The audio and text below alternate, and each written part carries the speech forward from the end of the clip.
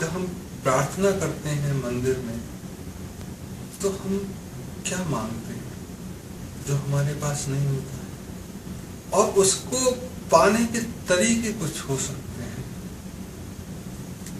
कि जैसे हमने प्रार्थना की कि भगवान हमको नंबर देना, एग्जाम में अच्छे से पास करना, तो भगवान सुनता है और आपको प्रेरणा देता है कि आप पढ़ाई करें, आपको ठीक ठीक जगह मास्टर जी मिले, ठीक कोचिंग जाए, तब जाके परिणाम स्वरूप परीक्षा में अच्छे नंबर आएंगे। तो जब आप सेहत या हेल्थ के कमर्शियलाइजेशन की बात कर रहे हैं, तब प्रार्थना ऐसी होगी कि भगवान लोग बीमार पड़े, तब ना हमारा धंधा चलेगा। तो भगवान क्या करेगा, आपका हेल्थ का धंधा चलना है, उसके लिए बीमारों की संख्या बढ़ाएगा, तब परिणाम स्वरूप वो आपके अस्पताल में या आपकी क्लिनिक में आएंगे, और जब आप ठीक करेंगे तो पैसा मिलेगा और धंधा चलेगा। तो जो देखने में लग रहे हैं कि इलाज कर रहे हैं, वो बेसिकली ये प्रार्थना कर रहे हैं कि बीमारी बढ़े। तो सब दूर अगर ऐसी प्रार्थना हो रही है कि बीमारी बढ़े, तो जाहिर है फिर धंधा अच्छा चलेगा। अब प्रश्न यह है कि हमको बीमार पैदा करने हैं या हमको सेहत ठीक करनी है।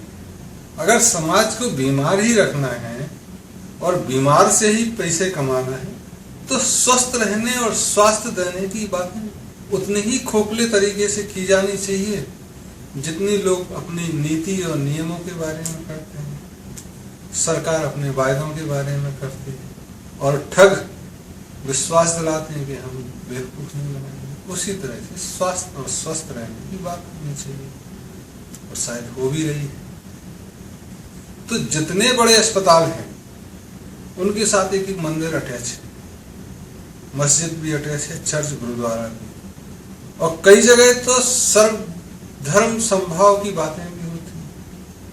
ये शुरू कहां से हुआ, इस पर ध्यान देने की जरूरत है। कालांतर में अगर गांधी जी को तुम पढ़ो, जो हिंद स्वराज उनके निकलने के पहले उन्होंने किताब लिखी, उसमें उन्होंने लिखा कि भारत में और पूर्व में पूरे जो चिकित्सक थे वो व्यापार या प्रोफेशन नहीं था, व्यवसाय नहीं, वो एक अतिरिक्त कला थी जो किसी मुसीबत में आए हुए लोगों को मदद करने वाली थी, वो रोजी रोटी का जरिया नहीं था।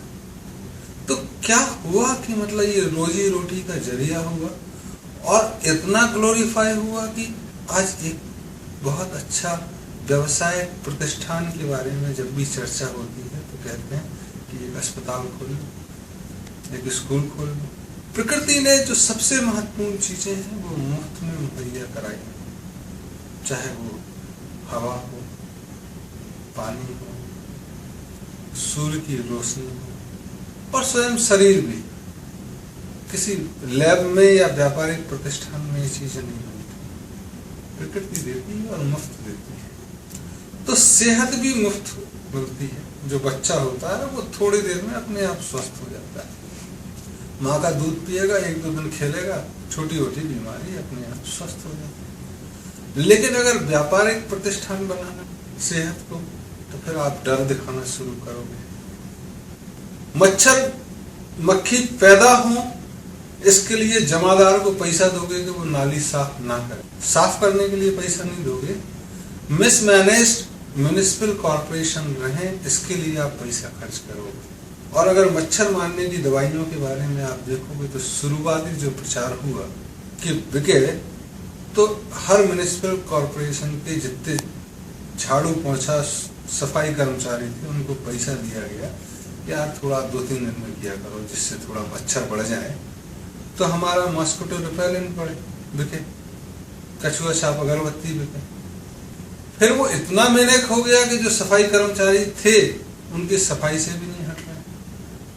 फिर एक नई नई बीमारियों का प्रचार, जो आप सुनते नहीं हो उसका प्रचार हो रहा है, जो आपने देखी नहीं हो उस पर करोड़ों रुपए खर्च हो रहे हैं। तो पहले क्या होता है, वायरस बनाया जाता है, और उसी के साथ साथ उसकी दवाई बनाई जाती है।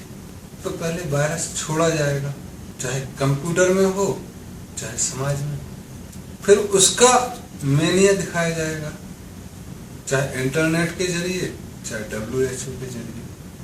फिर मीडिया को इसमें शामिल किया जाएगा, चाहे पैसे देके या अपनी दोस्ती का वास्ता देके, फिर प्रचार कराया जाएगा। फिर अगर आप बहुत सतर्क हैं, आपने हवाई अड्डे पे रोकथाम कर भी ली, तो भी कोशिश होगी कि कोई ना कोई एक आध केस तो फंस जाए, जिससे भारत जैसा देश 20-30 हजार करोड़ की दवाइयां खरीद ले, तो सारा खर्चा लैब का और सब निकल आएगा। ये तो गनीमत है इस बार कि कश्मीर का बाढ़ से एबोला का प्रचार कम हो गया, नहीं तो जितना कश्मीर में खर्च हो रहा था उससे ज्यादा एबोला के दवाइयों में पैसा खर्च हो जाए। और पीछे आप अगर 10-12 साल का देखें तो चिकनगुनिया, स्वाइन फ्लू, सार्स, बहुत सारी बीमारियां हैं। कंप्यूटर में ऐसे 50 वायरस हैं जो छोड़े गए। तो एक पूरी की पूरी जमात है जो इसको धंधे में तब्दील करने में लगी। और कैसी मानसिकता होगी, क्या एक सोच की बात है, क्या इनके खुद के बच्चे बच पाएंगे ऐसी बीमारियों से? चाहे वो कितने भी अपने आप को एनसर्कल्ड करके रहें, कहीं ना कहीं तो इनके बच्चे भी होंगे, लेकिन शायद इन्हें उनकी फिक्र नहीं है। 2-4 मर जाएं तो अच्छा है, या एक दूसरे से कोई वास्ता ही नहीं है, वो हारमोनी नहीं तो ऐसी चीजें, ऐसे गड्ढे आप नहीं खोदेंगे पड़ोसी के लिए या दूसरों के लिए जिसमें आपके खुद के बच्चे गिर जाएंगे। तो ये जो प्रचार प्रसार हुआ, इसमें बड़ी अजीब चीज है कि शुरुआती तौर में चर्चों ने महत्वपूर्ण भूमिका निभाई। भारत में चर्च जब आए तो उन्होंने 2 ही चीज अपने हाथ में ली, शिक्षा और स्वास्थ्य। और दोनों जो अस्पताल हैं वो चर्च के फादर के कंट्रोल में रहे। तो जो चीज मुफ्त होनी चाहिए थी या जो चीज मुफ्त होती थी उसको आपने प्रचारित किया। और मीडिया पे भी सबसे ज्यादा कब्जा दुनिया में किसका है? तो आप देखोगे कैथोलिक चर्च का है, मशीनरी सिंह की।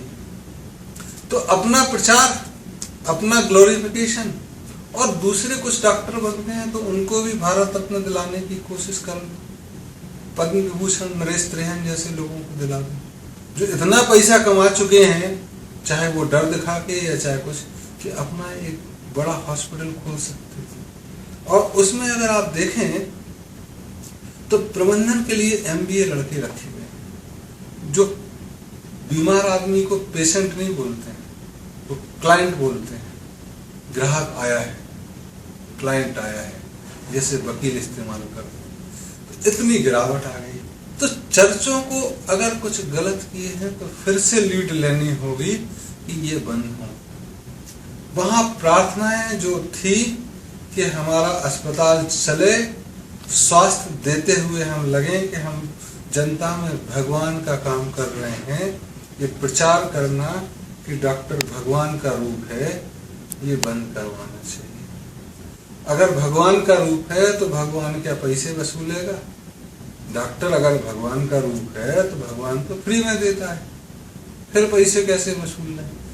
तो एक तरफ ग्लोरिफिकेशन, दूसरा तरफ मनी एक्सट्रैक्शन, और फिर उसको एलीट बना दिया गया सेहत को। जो भी आज नई एलोपैथी की विधा है वो आपको भारत जैसे देश में भी 5,000 या 10,000 आदमियों पर एक डॉक्टर मिलता है।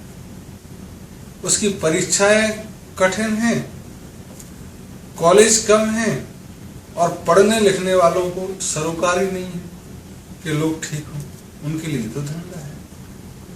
तो जब तक धंधा चलेगा तब तक आप स्वस्थ नहीं रह सकते। ये एक महत्वपूर्ण चीज समझ लेनी चाहिए।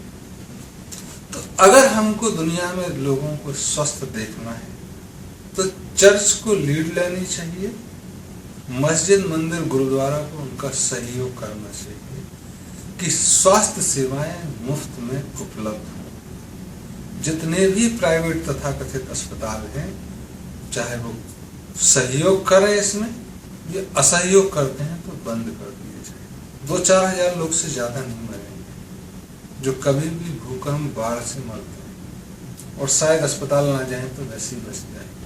तो ऐसी व्यवस्था हमको करनी होगी, तब जाके हम स्वस्थ समाज की उम्मीद करने की हिम्मत हो पाएगी, अन्यथा